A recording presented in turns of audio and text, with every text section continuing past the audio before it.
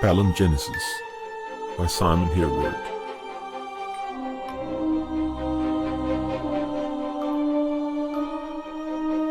Book 2, Darkening Tide.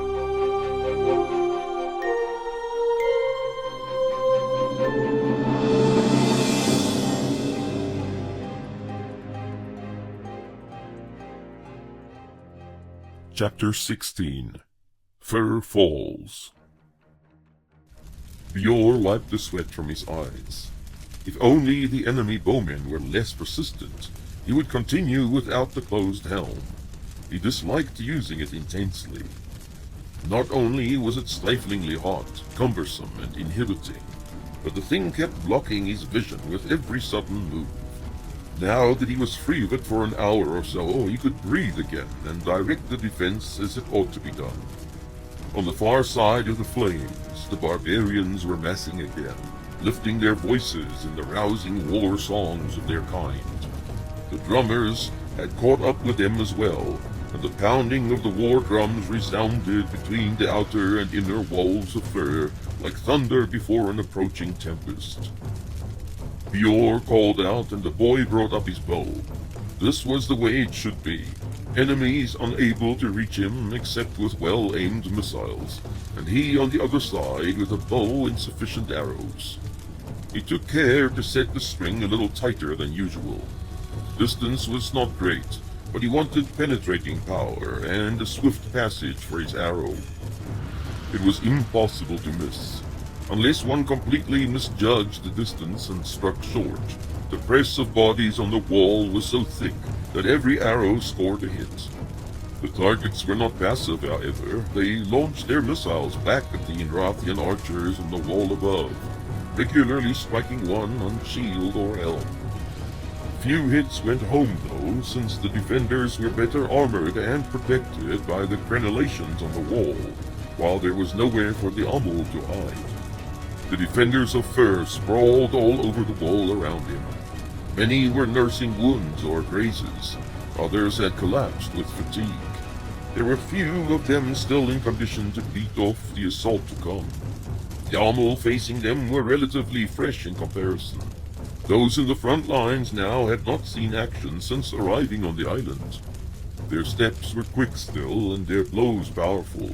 If they could but reach the defenders on the higher inner wall, the contest would not last long. They surged forward in little groups, testing the ground. Warlords held back their overeager men. Small piecemeal attacks had no chance of succeeding, and would only add to the casualties. Already too many had perished in the siege of this little rock. A swift, concerted effort was needed to end the battle. It was not to happen that afternoon. As soon as the first wave rushed forward with their ladders, the war machines on the inner wall launched their missiles. Rocks and masonry, huge blunted bolts, iron balls linked with chains, scythed through the concentrated ranks of warriors on the outer wall.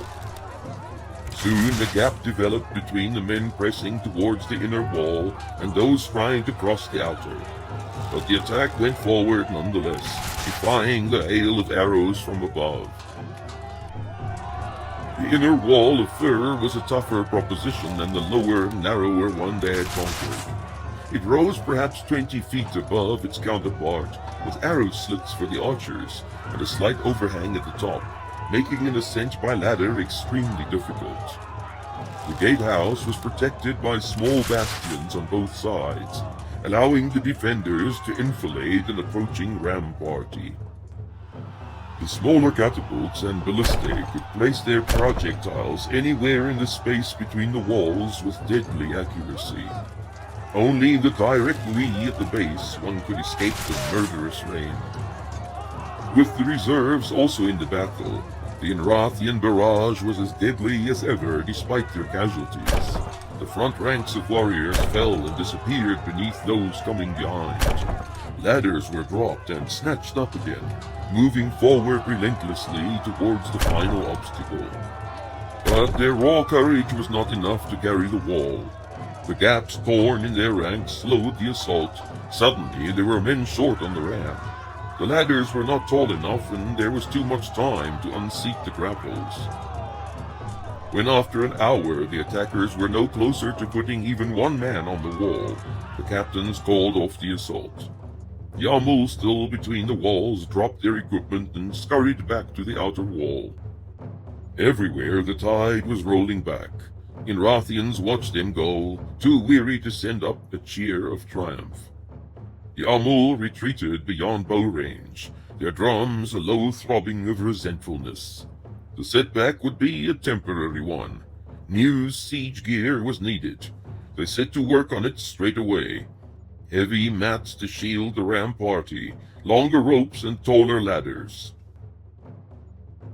On the wall, the defenders heaved a collective sigh of relief. It seemed there would be a respite after all. The assault would not continue before the morning. Rations were distributed immediately, but many of the men simply dropped where they stood. Eating would have to wait. Hanik was one of them. His efforts on the outer wall had drained him to such a degree that he would not have been able to offer much resistance had the wall been scaled. Physicians and their helpers moved from one group of resting men to the next, searching for those in need of attention. There were calls for water and ale that kept the errand runner scurrying back and forth. But spirits were high again. The men had needed a measure of success after the outer wall had been carried. Soon a quiet descended on Fur. Men everywhere had received whatever their immediate situation required. They all settled down to sleep. Hanik woke to a soft touch on his shoulder.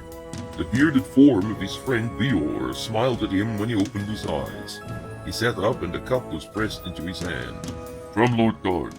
Bior's smile widened as Hanik made a face. Drink it. I've had my share. It takes most of the pain away. There. I've brought you an apple if you are a good little boy and take your medicine. He produced a rosy-cheeked apple but held it out of reach. Hanik sighed deeply and gulped down the bitter draught. He knew it would certainly be beneficial, but that did not make the ingesting any more pleasant. Garth understood the art and its demands upon the flesh. Hanik passed the empty cup to Bior and wrestled the apple away from him. By the position of the orb, he judged it to be late afternoon, almost time for the first watch. He was tired still, but the sleep had done him good. Around him other men were stirring. Baskets of bread and fruit were moving around from hand to hand. Most of the resting soldiers lay on their backs eating. Low conversations had started everywhere. Bior sat down next to him. He spoke in casual tones, as if the activity up till now had only been a training exercise. Jumil is out of it. He is leaving with the other badly wounded men for the hand. Hanik looked up at this. With Lord Karth's ship? Yes. We are left alone here to wrap things up. Hanik shrugged. We knew that would be the case. I would still feel much better if it did not come down to our decision, Bior said. There is so much that could go wrong if we leave it too late, and we cannot take off all the men at the same time. Many would have to wait in that cave till the ship returns. It is not an operation I want to lead. Hanik smiled sardonically. Well, you could put the blame on me if things go wrong. I won't be around to show my red face to Lord Garth. The last Inrathian foot to leave the Witch Isle will be mine. If any men are trapped here, I will be trapped with them. They fell silent. The loss of Jumil was a setback, especially since Tyro was absent. The Munborg group had failed to return during the Darkening. Hanik knew they had been instructed to leave that city before the end of leasing. Something terrible had to have happened to detain them. Rune would have been a most welcome addition to their forces, even if he still remained ignorant of the art. But there was no sign of the prince or the boy. Rumors had started when Millen had returned alone, but were stifled by his departure soon after. Garth had not said a word. The master's mood was best described as troubled. Perhaps the three were lost to their cause. Bior was thinking the same thing. I've never seen you so worked up as you were on the inner wall just now. Soon Lord Garth will have to notice your talents. If our hero does not return, you will have to be the champion he is looking for. Hanek almost burst out laughing. If that is the case, then our cause is beyond desperate. I have trouble enough facing men not even my equal. The beast the exile described, I cannot defeat. Bior regarded him steadily. Perchance all of us will have to face it together. The frown on his brow indicated that he seriously considered such a possibility.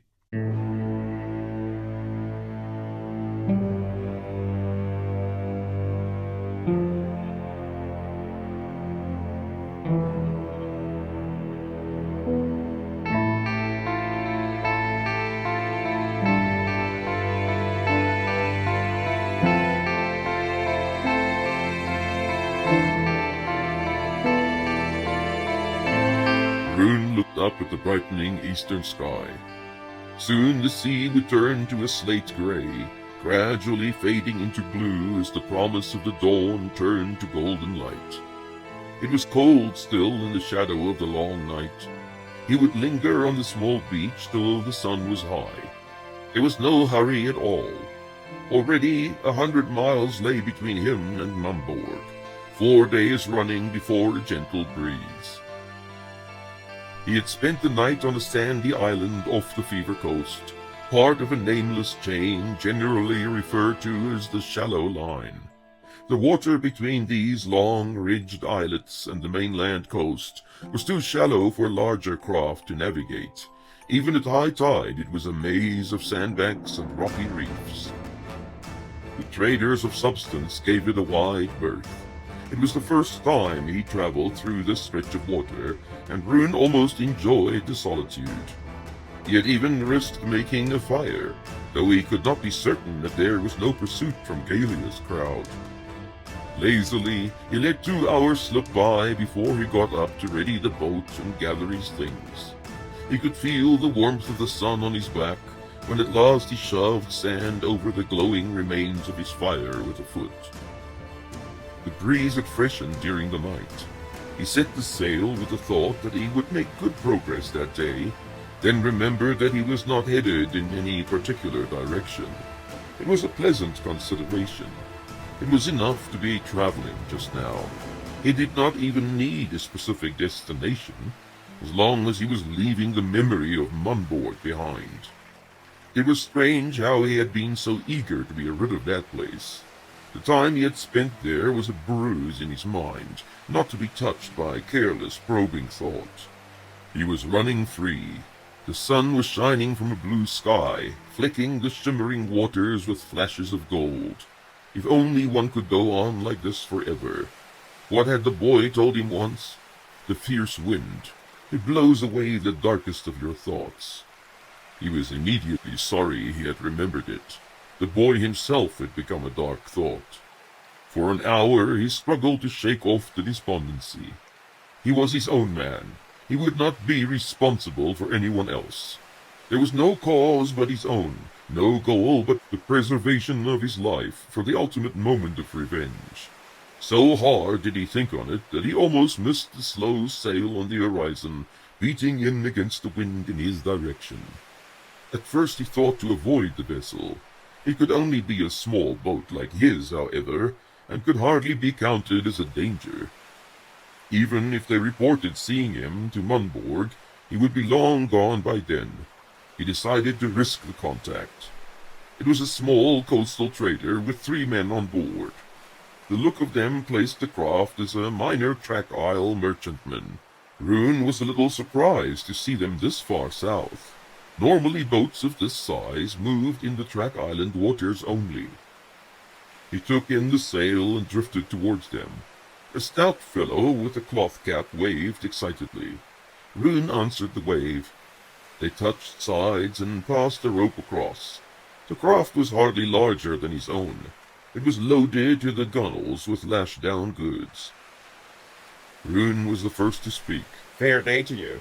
What news? The man who had waved to him leaned back, wiping his brow. Anurian. Far south for you to be, is it not? He smiled. But you look familiar to me. Have we met before? Perhaps. I have spent some time in the Isles, Cairton side. Ah, the former Captain Rune. You are not starting out again, are you? He winked and burst out laughing. Rune nodded, returning the smile. Not me. But you are further south than usual yourself. He pointed at the packs. And trading still. Well, trading in the Isles is a risky business right now. A man could lose his boat and his crew. He waved at the other two with him, one a lad of 16 or so, the other a muscular fellow in middle age. Everything is going to the war, and we all know how little profit there is in getting killed and having your boat sunk. He was not smiling anymore. They are requisitioning all the craft then. Who is doing this? Rasgent. There was a shake of the head. Not him. The new fellow, Zebar. Everyone answers to him now, and they are taking more than boats. Every able-bodied man is pressed into service. Rune remembered his mission to Kilvest. It would all be undone if Zebar had ousted Rasgent as leader of the Sea Ravens. Which side are they on? He already knew the answer. Their own more'n like, though I'm not sure what sides you're talking about. They'll be where there is plunder to be had. You are trading down the coast then? We trade in Shirvan now. He nodded his head vigorously as if Rune had tried to contradict him. It is so, I assure you.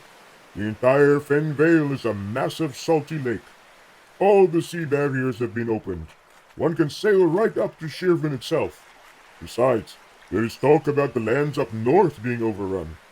How much longer there will be in Aruas, I don't know. Where did you hear that? In Fenvale, of course. The folks there have lost everything.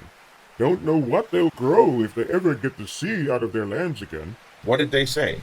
They did it because there's a horde of some kind on its way from the desert lands, working its way northwards and destroying everything in its path. Things have turned upside down since the Darkening. He hesitated and looked at Rune quizzically.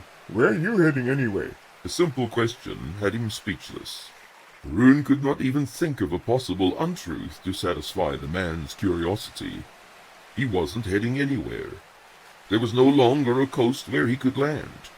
His home in the Isles was gone. Nuria and Ligurium had been forbidden him.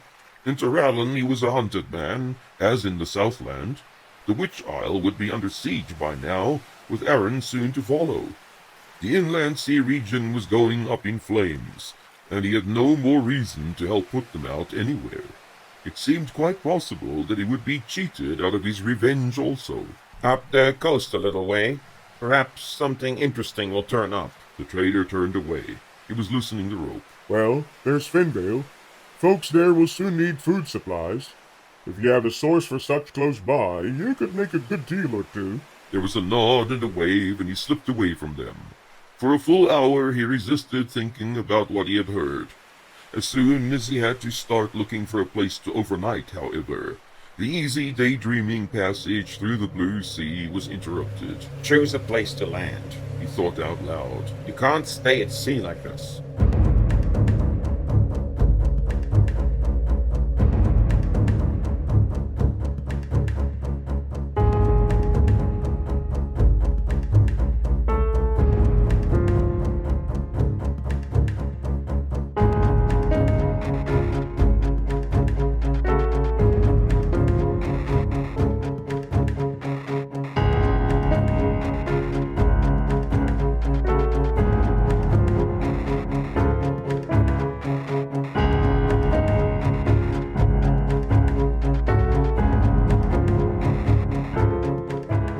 Eerie silence had descended over Breck. Every little noise seemed loud in the underground shelter. People conversing in low, nervous tones. People moving about aimlessly. People coughing. Malvor found himself wishing he was outside again, even if there were swarmlings still on the prowl. Asar agreed that it was time to send scouts to the surface. Things were too quiet up there for the ravenous horde still to be about. Malvor should pick two others and make the attempt. The tunnel to the concealed exit actually led outside the walls of the city, to a woody outcrop half a mile to the east. A heavy wooden door swung inwards, to reveal a bank of earth that had to be moved by shovel. It was noon before Malvor and his men approached the city wall. A pennant still floated mockingly above the gatehouse. A few charred carcasses of the beasts that had perished in the fire pits still lay about, But of the hundreds that had gone down under the arrows and missiles of the defenders, there was no trace. Even where bodies had been crushed under stone, it was apparent that others had dug them out. Close to the wall, the nightmare of discovery began. Broken or gnawed bones lay scattered or in piles, the white disc-like skulls of the swarmlings among them, a grisly testimony to what waited for them inside the walls. Damage to the structure itself was minimal. The swarm had no need to breach what they could climb over with ease. The three moved round the wall to the weaker sections. Malvor smiled to think he was about to scale his own fortifications with such ease. The defense of Breck had been but a dream. If he had had a cycle or two for preparations, it might have been different. They helped one another up the lower wall, expecting to find a scene of carnage where the garrison had been overcome. Malvor looked about him in surprise. His soldiers had vanished. There were no bodies to be seen anywhere, not of friend or foe. The Scourge had to have carried everything with them, but not quite everything, he noticed. There were signs, still, of what had taken place here and throughout the city. A broken girdle, pieces of armor, the hilt of a sword with a section of the shattered blade still attached. Malvor became aware of the silent, yawning buildings all around. Small fires still smoldered here and there. In the struggle, several buildings had been set alight, perhaps deliberately, and the gutted frames stared forlornly at the sky. Elsewhere, shutters had been ripped away to gain access to the houses. Doors were caved in, torn from their hinges or shattered. And then, most incredibly of all, he saw movement among the ruins. Malvor crouched down immediately and motioned to the others to follow suit. A swarmling or two might have remained here to excavate.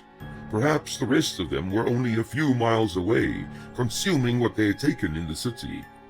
A screech from one of these might bring the whole lot back. He kept his eyes fixed on the spot where he had seen the flicker. It was the corner of a large building that flanked a smaller market square in the eastern section of Breck. Should he investigate? Would it not be prudent to return to their shelter and wait another day? Surely the only thing moving about up here had to be part of the horde. It was not in his nature to leave matters in doubt. Malvor shifted his feet. He would have to go down there to make sure. Nervously, he touched the hilt of his blade. He assured himself that there could be no more than one or two of the creatures. The three of them crept forward, keeping low. The wind direction was in their favor. The breeze was a steady southeaster. Down the stairs they went. Once in the city streets, a shutter banged close by, and they flattened themselves against the wall. It could have been the wind. They waited for a moment or two. Nothing happened. Malvor looked at his fellows and shook his head. He pointed forward again, and they set off towards the corner where he had seen the slight movement. Three figures huddled over a small fire, almost in the center of the square. The first thing Malvor noticed about them was that they were wearing clothes. These were no beasts. Moreover, if they could move about in the open, there could be no more of the monsters about either. Still, he glanced to left and right before stepping out from the wall towards them. The feeling of lurking horror was hard to ignore. The figures rose up as soon as they saw the men approaching. It looked like they were about to flee. Malvor called out to them, and they probably recognized him by the uniform he still wore. They were women, wrapped up against the cold, two young and a bent-over grandmother. With small exclamations of joy, they stood waiting for the approaching soldiers. One of the younger women stepped forward and bowed. My lord, we are glad to see others have escaped the horror. Without allowing him an opportunity to respond, the old woman let out a bone-jarring wail. She pointed a gnarled finger at Malvor. This is what the prophet Vengus foretold. All these cycles, they laughed and called him crazy. She stifled a sob. They would not heed him. And look at it now, a place for the crows. Another wail followed, as plaintive as the first. Oh. Malvor felt it cut through him. a voice for the desolation around them. He turned to the woman who had spoken first. Do I know you? No, my lord, but we all know the captain from Nuria. How is it that you escaped? We hid in the cellar of the Painted Maid and moved everything we could find against the door. It was dark and terrifying, but now we are safe. He nodded. Why are you out here in the open? We hoped there would be others like ourselves, and there are. She smiled in relief and gratitude. The woman was most probably of the type that drew customers to the establishment she had just mentioned, but at that moment she was beautiful to him. She was alive by a miracle only, and had become the embodiment of resilience. He smiled in return. Breck had not disappeared entirely. There are many more, hiding underground. Perhaps if we lingered here or searched the buildings, there could be others also. Quickly they organized 3 search parties, agreeing to meet back in the square before sunset. It was an expedition of hope, in the face of overwhelming evidence suggesting that all here had perished most horribly. Every time they entered a house or larger building, there was a renewal of excitement, till their calls had gone unanswered and the cellar doors had been found unlocked or forced open. Yet more survivors emerged, 2 from a bathhouse oven, 1 trapped in a tangled mess of matting when a building collapsed, 4 children out of a narrow conduit, 19 bedraggled, shocked specimens in total. To Malvor it was a small victory. The mind-numbing violence of the swarm had shaken him badly on that day of the assault. The city for which he had taken responsibility was sure to be eradicated. But somehow a tiny remnant remained, and he could once more fight for their survival. The refugees were escorted to Asar's lair, berated all the way there by the old grandmother for not heeding Vengus' words. No one asked her why she had also ignored these prophecies, especially since she seemed to be the only one who had recognized their prophetic quality. In the end, even these nagging recriminations brought them comfort. They were reminded of the catastrophe they had escaped, even against what fate had determined for them. Yes, they were fortunate beyond what they deserved. That evening, safe in the Burr merchant's shelter, with their stomachs full of good food, no one knew it better than they.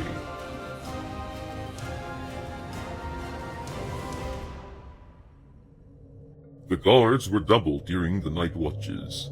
There had been no sign of a massing of warriors towards the afternoon and early evening, suggesting that the Amul would not renew the assault that day. The defenders of Fur could look forward to a full night's rest. Anik was puzzled by this new strategy. Certainly the enemy realized that their best weapon was fatigue.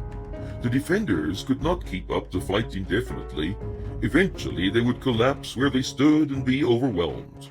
Allowing them to rest for such a period was foolish in the extreme. He could understand that they needed time to prepare improved siege equipment, but surely bowmen should have been harassing the defenders without respite. There could be only one reason for the sudden hesitation.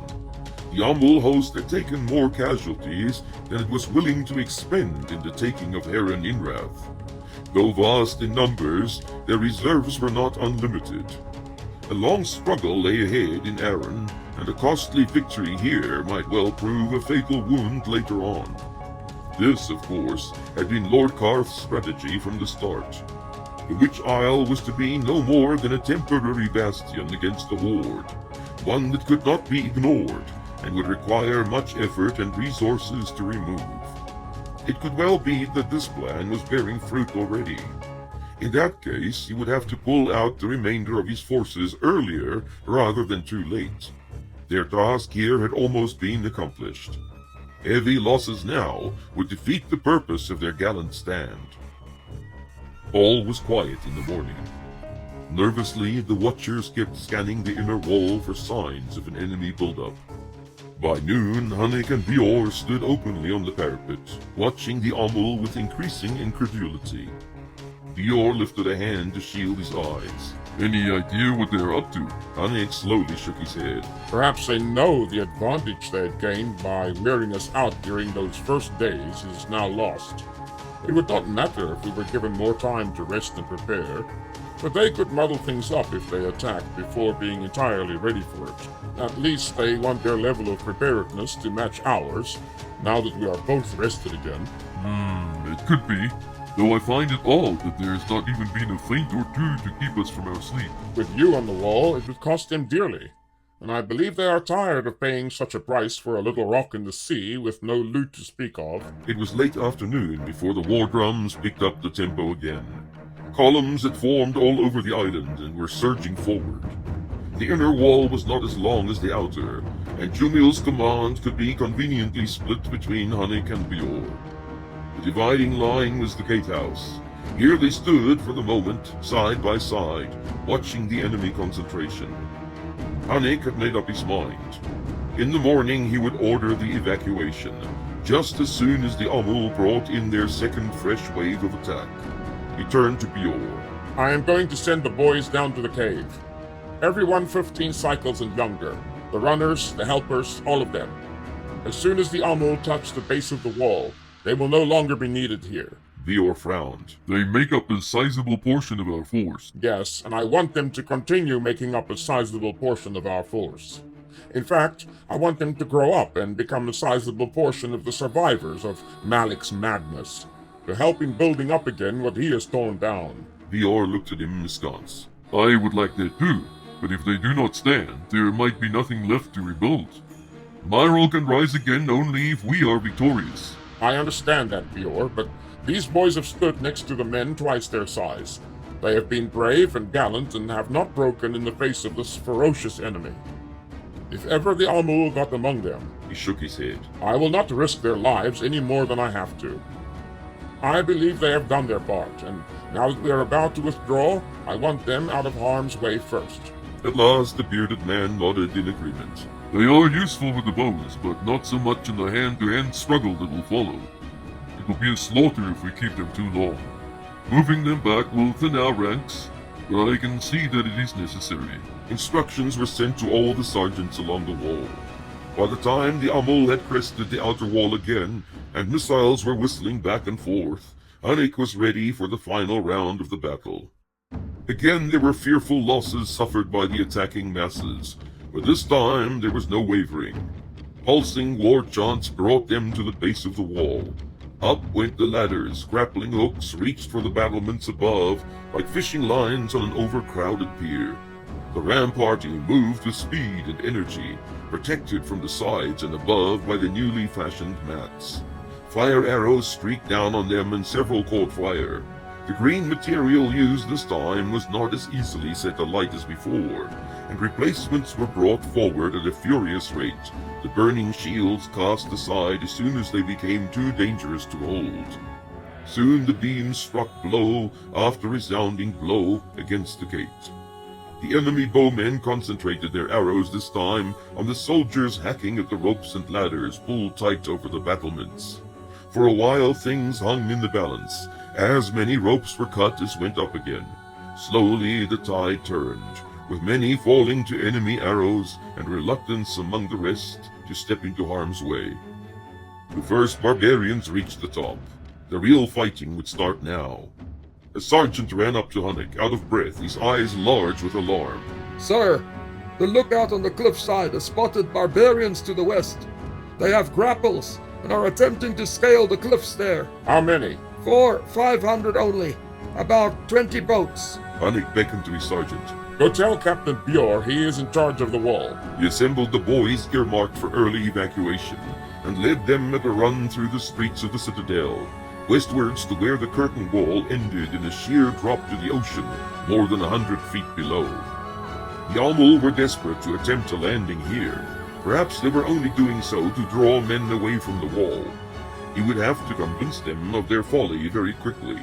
They were uncomfortably close to his shoreline cavern to be used for the evacuation of Heron Inrath's defenders. Hunnick had almost 200 soldiers to deploy. The vast majority of them were Southlanders, rescued from enslavement or death in the jungles by parties he had led there. They knew him by sight and reputation, but looked on him as more than their captain.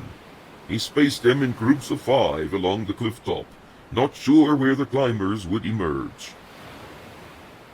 Several boats were still packed to capacity. It was not easy to approach the rocky shore, even with a smallish swell running. Hunnick picked one of the bigger boys and steered him to the edge. Can you hit that boat from here? Sir, The boy fitted his arrow with care. All the endless drill in the courtyard had established good habits. Swiftly it sped away, the flight tipping slightly as it pulled away from the cliffside. The arrow struck the side of the boat and glanced off into the water. Hunnick clapped him on the shoulder. Pick 20 boys and fill that boat with arrows. Further down the line he selected several more and left them the same instruction. Behind the archers remained 3 dozen smaller boys who had not been issued arms. He picked a large-eyed, snub-nosed child he remembered as having belonged to the blacksmith. Find me on the wall as soon as those boats turn round. He pointed out to sea and turned back towards the clamor of battle. The blade was already in his hand. Bior felt the pressure mounting. The Amul were attacking like hounds with the smell of blood already on the quarry. They knew there were no more obstacles behind this one. Finally, they would be among the cowardly Inrathians who had caused them such harm while hiding behind the stones of their fortress. Shouts were going up for vengeance. The victory was close. Darkness was moving in swiftly in the wake of the setting sun. There was a tremendous press on the wall, with men hacking at each other without much power. There was hardly enough room to take a swing at your opponent. The spears proved more useful now, shoved through the interlocked shields into exposed bodies struggling against them. The trumpet sounded the advance. A shout went up from the defenders, and they pressed forward with concerted strength, upsetting the enemy's wild surge. Away fell the bodies, down from the ramparts, crashing down on their fellows below. But the ladders were alive with striving, sweating muscle, ever worming upwards, eager to strike but one blow against foes as yet invisible. The men of Aaron Inrath hardly had opportunity to draw a breath, for the next wave of leaping, shouting demons were upon them. Hour after hour the battle raged, at times balanced upon a whim, but the wall was held till the enemy retired in frustration. The ram had not made any headway since the gate had been shored up with piles of heavy rock and beams prepared for the defense. The unequal struggle on the battlements threatened to break the flagging spurts of the Amul warriors leading the attack. There was no honor in throwing away one's life like this. New cohorts who had not been close to battle as yet would have to be brought up. The men on the wall were beyond fatigue once more. Many simply dropped to their knees, trying to shake the shields or spears from their grip. There were many broken weapons by now, shields splintered or caved in, spears with their heads snapped off in the body of some falling barbarian. Not half the night had gone. If they were to be assaulted once more. Hunnick remembered the cliff and wondered why the blacksmith's boy had not come to find him yet. He hurried over to Bior. In the darkness, his boy archers would find it difficult to spot their targets. Perhaps a number of Amul had already made it to the top. When they arrived, the boys were wavering. 3 had been killed by a tall warrior suddenly appearing out of the dark. No one had seen him work his way up the cliff. Hunnick found his messenger and gave him a good shake. Why did you not come to find me? The boy was frightened, close to tears. He half motioned towards the sea. there are still boats. Hunnick released him in exasperation. These soldiers of his could see very little in the dark. He stalked to the edge and looked down. The number of boats had doubled at least. Figures were moving all over the cliffside. He swore loudly. Bior, look at this! Bior did not look for long. He took the bow from the nearest archer and fitted an arrow with a single smooth motion. The missile streaked away, finding its mark shortly after. The body tumbled backwards off the cliff with a strangled cry. Hunnick touched his arm. I will send you the rest of the Viron. This is their plan then, to crawl up here when we are sleeping. They know well we are exhausted. He turned away and stumbled back in the direction of the wall. Yamul would not know that Viron eyes easily pierced the darkness of the starlit night. They would not have it their way. He had not reached the wall yet when the trumpets called the defenders to arms once more. The withdrawal had been only in order to regroup. The assault would continue until Fur had fallen, and fall it would before the night was through. Anik sent the first man he found back to Bior. The boys were to evacuate immediately. Next, he dispatched the sergeant to send all the Viran to Bior's aid. He raised his voice on the wall. Men of Heron in Wrath, hold on till first light, and our duty's done. The words passed from one to another till all had heard. Men straightened up and gripped their weapons grimly. One more push, and the terror would be over. They could do it. They would come out alive. Lauren's eyes gazed upon them from high in the west. A few more hours would see the business done. Bior kept loosing his arrows at a lively pace. He kept 2 of his men in reserve with blades drawn, in case the savage made it to the top unseen. The others joined him in the defense of the cliff. The cries of falling men sounded regularly. Whether they were struck by arrows or merely lost their footing on the treacherous face was not clear. The attempt was abandoned shortly before dawn. If they were picked off with such ease during the hours of darkness, it would be extreme folly to persist with the attack during the coming light of day. As soon as he saw the boats departing, Bior headed back to the wall. The din of battle still resounded throughout the inner fortress. The drumming and shouting of the enemy had not abated.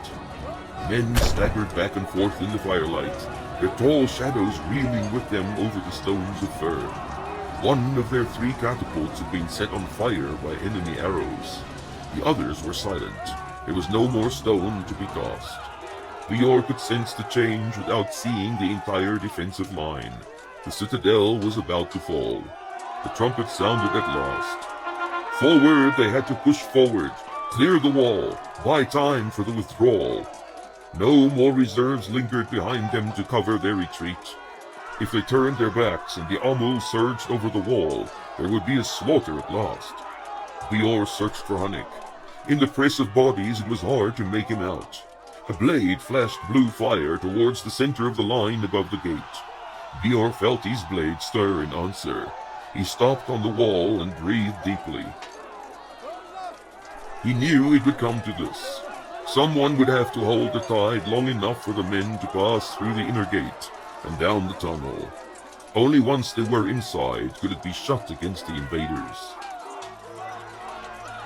Anik looked about him in a daze. He felt the sting of sweat running into his eyes, but his hand was heavy and slow to reach up. It was a wild night. The rough energies beat about him with violent wings. He had but to reach for the troubled air, to stir the heart of his blade again and again. There was no resisting such potency. A strange note sounded from the trumpet, long and drawn, almost plaintive. Had he signaled it? Yes, it was time. A great shout rose about him. The men of Heron in Wrath were falling back. He was alone. The ranks kept their order, spears out. No mad rush that would endanger their lives. They knew the end was here. Lightly, he touched the tip of his blade to the stone on the wall. Between his feet, the old heart of fur pulsed still. One last time, he whispered. Faces appeared about him, wild eyes stared, war paint in streaks running, bouncing up and down as they rushed in. He struck, and the night heaved. Tearing the rock in shuddering reply, about him all was light for a moment. His nostrils suddenly filled with the smell of singed flesh. Out over the dark island went a peal of thunder that silenced the drums and broke through the battle-crazed minds. Fear surged out like the rush of the sea over the sandy shore. Silence. Trickles of sound came back to him. The crackling of flames on the corpse of the catapult. The sifting of small stones and dust from the tears in the wall. But he was spent. Anik dropped to his knee, the taste of blood in his mouth. Someone was calling his name. From the west came a running figure, cleaving the night with an emerald blade. But no one moved to stop him. The ladders were motionless. The man reached him, whispered his name urgently. A hand was under his arm, helping him to his feet. At last they saw his weakness. Furtive movements started on the outside of the wall, yet no one wanted to be the first to enter the 20 yards or so around him where the bodies lay. It was Bior, leading him back towards the ranks that had started moving again. The realization brought a measure of strength back to his wavering legs. He broke into a stumbling run. An outer door closed behind him. They were passing through a courtyard into the great hall. The heavy doors were shut. A great beam fell into place. The last of his men were moving into the tunnel. He waited, gasping. Bior's voice was close to his ear. Why in the name of the club-footed, one-eyed mountebank did you do that? You could easily have destroyed yourself. He felt like laughing, but had not the breath for it. You saw it for yourself. They were too close. The doors would be forced. Bior's voice betrayed his state of emotional strain. Why did you not wait for me? Together we could have done something different. Didn't know you were coming. Thought you still on the cliff. 2 men motioned them forward into the torchlit tunnel. They passed through the gap together. Sounds of shouting had erupted through the citadel. The concealed doorway was sealed behind them. By the time they reached the cavern exit, Hunnick felt at least partially himself again. The sun was rising over the Witch Sea. Gentle waves played among the rocks of the shore. A few bales and crates littered the mouth of the cavern, as if they had been left behind in a hurry. There was not a soldier in sight. Out in the bay, the 5 ships remaining of Garth's fleet still lay at anchor. Hunnick looked about him in alarm. Where had the boys gotten to? Had the enemy discovered their plans and surprised them here? There were no signs of a battle, though the sandy floor was marked by hundreds of footprints. A voice hailed them. An Aeronite fishing boat had appeared round an outcrop of rock. The pale blue garment of its captain the same shade as the early blue of the sky. The sergeant came trotting up to him. Sir, come and see this. It seems the entire fishing fleet of Arran has come to pick us off. There must be 100 or more. It was as welcome a sight as he had seen in a long time. He had dreaded the waiting in this dreary, dangerous place. The lingering on Heron Inrath for several days, with a strong possibility of being discovered and taken, would apparently not have to be faced. The fishing boats of Arran could run right onto the beach, being equipped with retractable keels and skilled sailors. The larger vessels could carry a dozen men with ease, and up to 20 in a pinch. Gently, the leading craft floated towards the waiting Inrathians. They appeared a little lethargic in the light morning breeze, but Hunnick knew there would soon be enough wind to outrun any war canoe. He sat down on a rock, watching his men board. It was with a sense of profound relief that he looked upon the scene. They were battered and bloody, young and old, flung together here on this island from 6 different races, many of them broken and lost. Now they walked away from it forged into a fine host, their first difficult battle behind them. The men of Garth's small force were knit together much closer than when they had merely taken an oath or faced the hardships of training. What they had promised back then had been performed. He loved them then, in their strengths and weaknesses, as they helped one another over the sides of the waiting boats. They belonged to him, and he to them. Bior spoke next to him, intruding in his dream. There was no sign of pursuit. I doubt whether the trapdoor has been discovered. But they must know we are trying to escape. We should expect a sweep of canoes around the island. Hunnick turned his tired head towards his friend. They will be looking for plunder first. Breaking indoors in vain. It will take a while for the leaders to re-establish control. With this lot, He motioned towards the boats. we will disappear before they know it. Already the long column waiting to embark was thinning out. They rose to join the last men in line. Bior placed a hand under his friend's elbow to steady him. Hunnick was pale still, and there were traces of dried blood where it had trickled from his nose and the corners of his mouth. He hesitated at the touch and spoke under his breath. No, let me walk by myself. Bior nodded and smiled, but he stayed close enough in case Hunnick's pride turned out to be the only thing keeping him upright. The sea breeze flowing about them on the open water was a balm to their battle-weary minds. No barbarian mob could catch them now. They had faced the horde and were alive still to fight another day. Behind them, the outline of the Witch Isle was sinking into the sea. The hazy pall of smoke marked the blazing structures of the old fortress. Fur had fallen. Its rooms and hallways, the courtyards and battlements were in the hands of an enemy. Anik felt a tightening in his chest at the sight of it. This had been his home. There was no shore on the inland sea that held that comfort for him now. He was a wanderer again.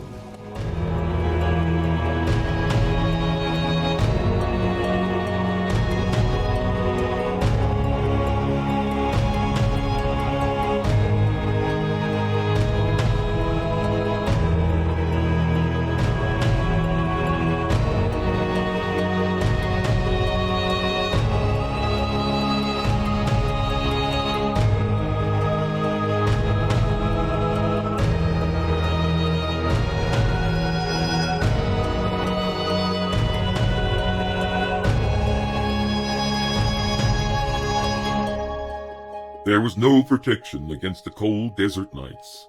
Haldred and her companions had no blankets or means to fashion a shelter for warmth and comfort on their journey. They were nervous about the swarm ahead and the raiders behind, though no one really believed they would catch up with the former. Exactly how far Hekan was behind them, they had little idea, but the thought of falling into his hands again kept them going from dawn till dusk. The old slave they had chanced upon was the slowest member of the party, though he had made a remarkable recovery after receiving food and water. His grandson helped him along at times, and the pace was good, even for Maris, who was chafing to get to Breck. He still cherished the forlorn hope that the city had been able to ward off the swarming creatures. They passed well to the north of Teppen. The town had no wall to protect it, and would have fallen easily to the passing marauders. There was no point to look for survivors. In the evening they huddled together round a little sheltered campfire, sharing out the dwindling supply of almost tasteless bread. It had to be dipped in water now before one could tear it into portions small enough to be shoved into one's mouth. At least they had moved out of the sandy wasteland. Water was in abundant supply once more. Everywhere on hillside and in dale, fresh green was sprouting. Bird song woke them in the morning at first light. The smaller trees of the rolling grasslands in Lysan bloomed in a variation of colors and shapes, enough to take away one's breath. Life was bursting forth from Myral's abundant store. It was incredible to witness such splendor when but a few days before they had crawled about a massive crypt whose dead inhabitants had been made so by their hands. Certainly they had no regrets, for the touch of death had left a mark on them, and the abundance of life could not include them immediately. The further they went through the wild country of eastern Lysan, the more Freyne's Point and its horrors faded from their thoughts.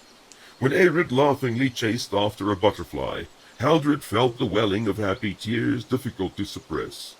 Only Cura's haggard look next to her kept her from laughing along with her son. Always she had wondered what memories the boy would carry away from his time in the caverns of the waste. Perhaps he was more resilient than she had previously believed. Haldred and her party of 5 trail-weary, footsore survivors sighted the walls of Breck on the afternoon of the 5th day of Genesis. Everyone pushed forward with renewed energy, eager to get to shelter before nightfall. At a distance, one could pretend that the swarm had never passed this way, that the taverns or the palace would welcome them, providing the warm meals and the beds for which they all longed. Maris offered to scout ahead of the trudging group. Haldred let him go, secretly relieved that someone else would warn of the terrible sights in the city. The youth waited for them just outside the line of fire pits. The sun disappeared behind the tall southern gatehouse as they caught up with him.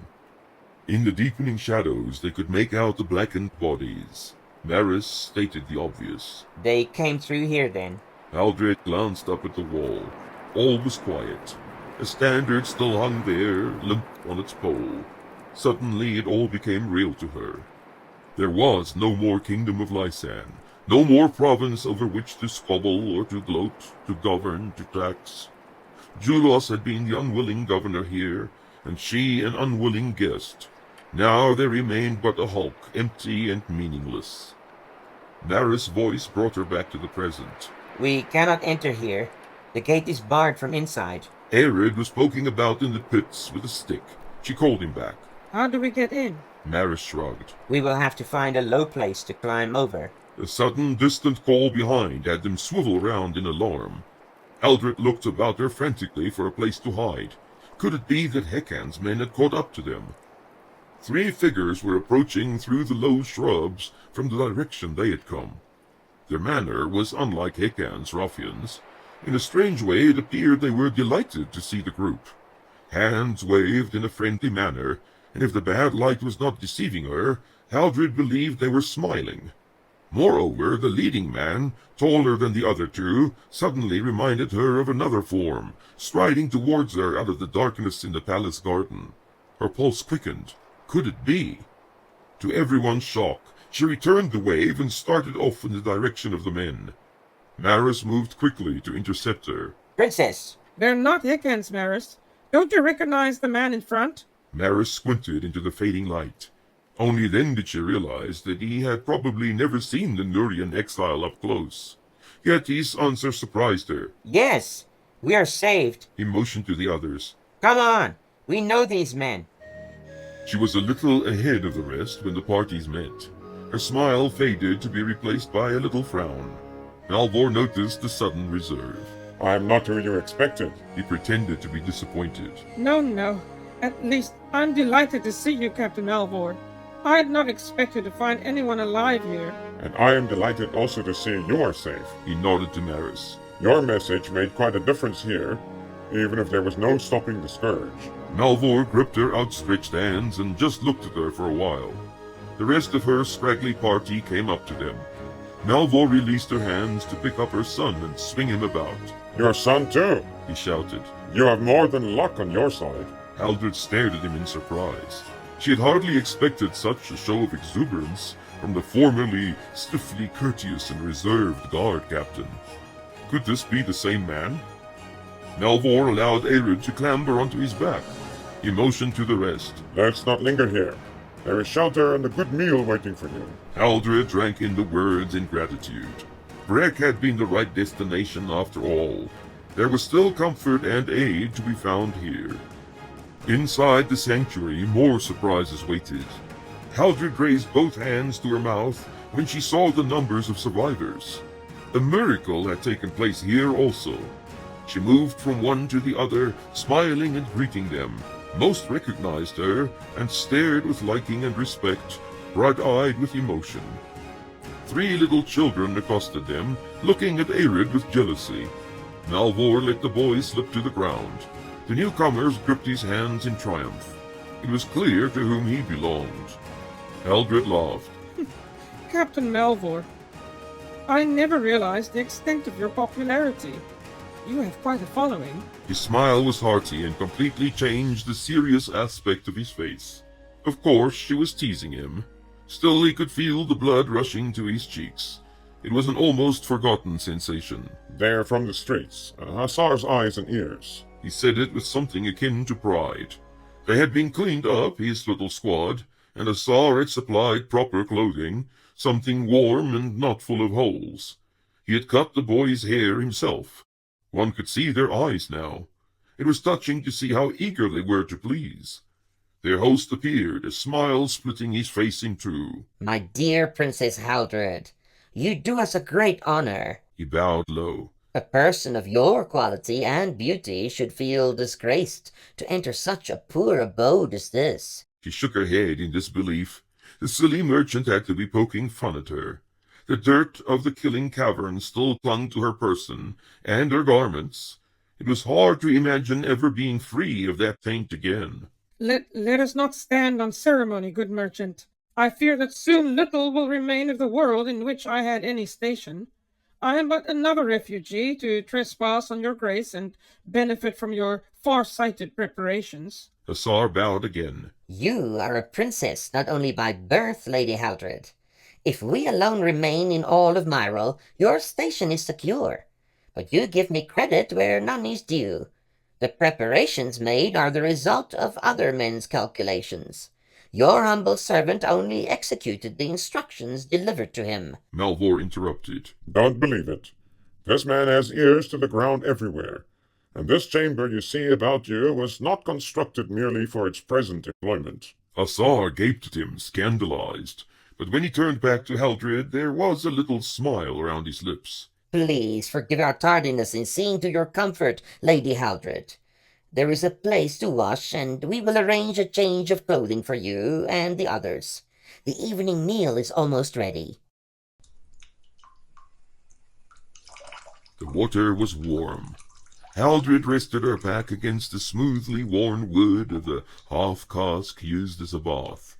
There was scented soap, smelling of rosewater, and a proper brush to get the tangles out of her hair. If she had not been so famished, she would have soaked in the warm comfort all night. This was a dream come true. She deliberately thought back on the deprivations of the caves, the stink of the raw powder, the constant saturation, the long waterless trek. Oh, what a nightmare had passed! During supper, she shared a corner with Asar and the captain. Maris and Cura were close by with a sleepy Arid in attendance. It felt good having a conversation with these two. How long had it been since there was an opportunity to speak one's mind freely? The men knew little more than she did. They could give her only a rough estimate of the size of the swarm. There had been no way to count the numbers. Asar and Malvor listened open-mouthed to her account of the time in Hekan's camp, and what followed in the caverns. At the end of it, Malvor had her venture a guess at the numbers of dead in the pools. Haldred shook her head. There was no way to tell. We only saw the floating corpses once we were on our way out. It was dark in there. I do not even have a proper grasp of the size of the place. Malvor appeared pensive. Well, 1 in 6 of the breeding grounds were destroyed. Judging by what remained alive, I would say many thousands perished. All our efforts here in Breck could hardly have accounted for 1,000. Asar agreed. It may be, Princess Haldred, that your brave actions struck an eventually fatal blow against the designs of the Shadow Lord. Haldred could sense that Malvor was curious about something. Though she was ready to fall asleep in mid-sentence, she lingered till Asar excused himself, and the two of them were left alone in their corner. At first, he only asked the questions she had expected to hear. Do you believe Hekan Seer will follow the swarm through Lysan and Ligerium? He had designs on northern Ligerium, if one can believe the rumors. It is supposed to be part of his extensive reward. I have no doubt that he would also want to loot what remains of the cities here and up north. If Malik sends a force to occupy Ligerium and Nuria, Hekan would want the vast majority of the pickings already accounted for. So it would not be wise to stay here. She considered this for a moment. Maybe it would be the safest place. If we could remain concealed, they would pass us by. He nodded, frowning. Whatever happened in the north would be out of our hands. Isn't it already? Not if the final act is to be played out in Nuria, and your actions have given others an opportunity to stop the swarm. There may be something still for the former captain to do. He grew pensive again, then asked the question he had hidden up his sleeve. Who were you looking for at the wall when we met just now? Haldred gained a little color. Well, Captain, I am aware you may not be on good terms with him. Not the prince. She seemed confused. You still refer to him as that? Now it was Malvor's turn for puzzlement. Why not? He will wear the crown when Fingor steps down. Oh, you mean Prince Lucane. No, I am not likely to smile at the sight of him, even in these dire circumstances. Malvor nodded slowly. He understood. The exile. You mistook me for Rune. A little smile of embarrassment confirmed his suspicion. He suppressed a sudden urge to laugh. The poor Ligerian woman looked like an infatuated girl. Haldred quickly gained control of herself. It was the fatigue, she told herself, combined with the relief of reaching relative safety at last. These things had lowered her guard. Malvor had given her such a knowing look. She felt a complete fool. His eyebrows were still raised when he asked. You trust him? Haldred decided to speak her mind openly. Yes. I'm sorry to say it, but he is the only person ever to be completely honest and forthright with me. I do not doubt your honesty, Captain, but like me, you have been the dupe of ruthless schemers, and I may not trust your judgment on what is unfolding around us right now. Please, I do not say that you are as foolish or ignorant as they. It is merely that I cannot be sure that you are, until I see otherwise. Malvo realized he had judged her wrongly. This was not simply a matter of fascination. Rune had shown her a side not seen since the day his brother had put him out of Nuria. She had to have made an impression on him. Admittedly, Haldred was vastly different to the courtly dames he had encountered in Ligurium. She had made an impression on him too, though apparently not for the same reason. He found that he could address her as an equal in sober thought and intention. If you cannot trust my judgment, please be sure of my intentions. At the very least, we ought to be allies, even if most of our respective countrymen find it impossible. But of course, Captain. I'd not imagined it any other way. Since I first met you here in Breck, I could see you were not of Lucane's type. And allow me to say it, you are so much the better for it.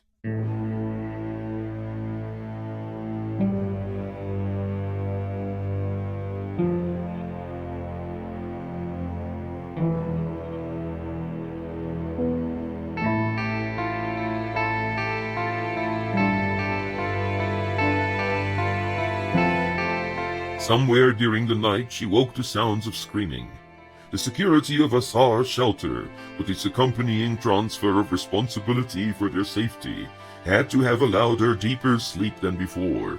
It seemed to take a long time for her to rise out of the dark tunnel of confused half-consciousness. It was Arid. He was close to her. She reached for him and drew him into her arms. Slowly he quieted, the phantoms of his dream fading now that he was assured of safety. The lights were very low in the chamber. When last he had slept indoors, there had been a torch burning close by. Haldred dozed off again even before the sobs had entirely subsided. The warmth of the blankets, the freedom from constant terror, the clean clothes and full stomach. It seemed to her that these things were the only comforts really needed, and only truly appreciated when lost.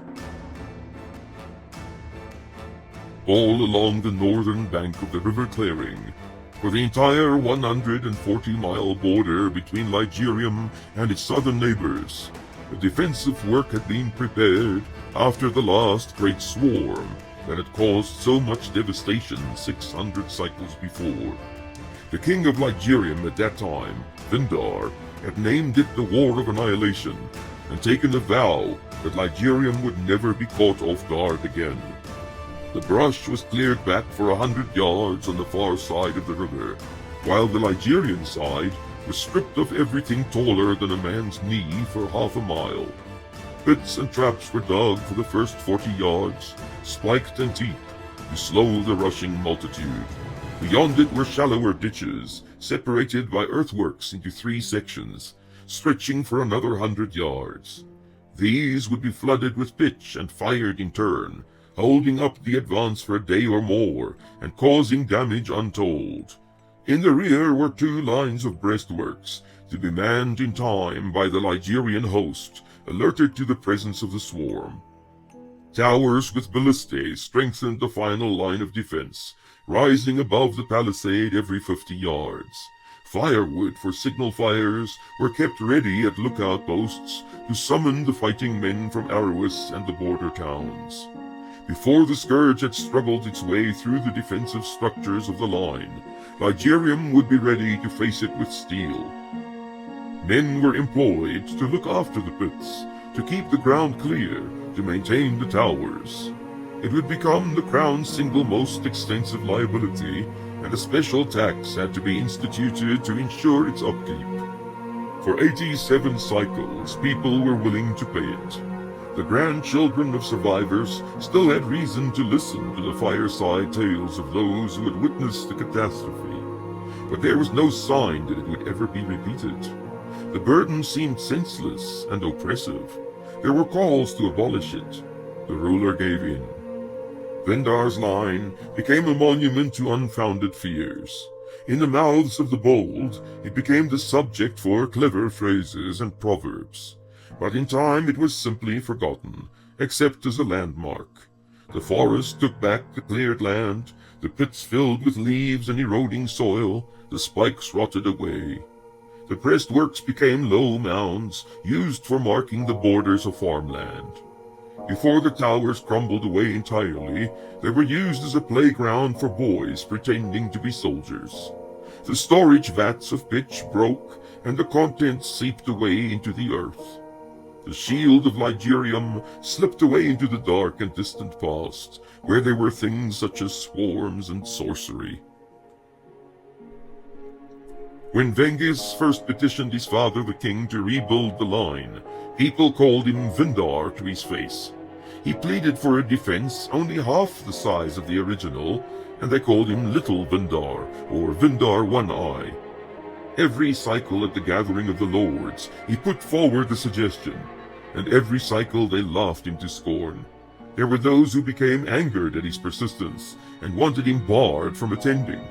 He was an embarrassment for his father, and an irritation to all rational men. The news of his death in the Tristwood was not unwelcome to many. The first swarmlings crossed the Clearing River at the bridge of Nakoma unchallenged. The guards at the city gates stared at the creatures in astonishment, but there was no command to close it. After all, they had barely opened it, and their sergeant was still asleep.